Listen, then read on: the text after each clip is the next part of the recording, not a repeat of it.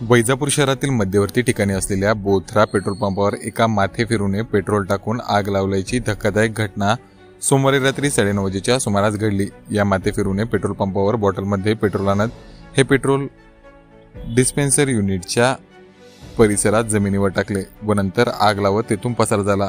घडलेला हा सर्व प्रकार सीसीटीव्ही कॅमेऱ्यात कैद झाला आहे। यावेळी प्रसंगावधान राखत उपस्थित कर्मचाऱ्यांनी तात्काळ आग विझवली म्हणून अनर्थ टळला।